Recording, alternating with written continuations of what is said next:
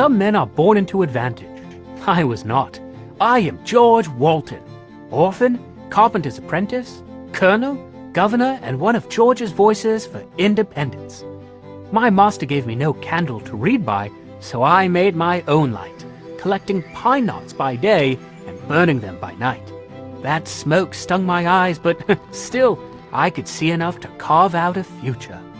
I studied law in Savannah, and when tyranny crept into Georgia by Crown and Council, I met it not with silence, but with action. We raised a liberty pole outside Tondee's Tavern and declared ourselves ready to stand with the other colonies. Georgia was reluctant to join, but I helped push her forward.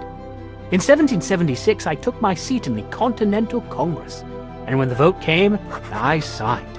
I was a man who had built himself, and later was now helping to build a country. Later, I received a colonel's commission. At the fall of Savannah, I was wounded, thrown from my horse, and captured by the British. After I was released, I was elected to Congress 6 times, senator once, and appointed Chief Justice of Georgia as well as governor twice. I shaped the capital of Georgia, laid out Augusta's streets, built its courthouse, jail, and school. I founded Richmond Academy and saved land for college. Not bad for a boy who was once denied a candle.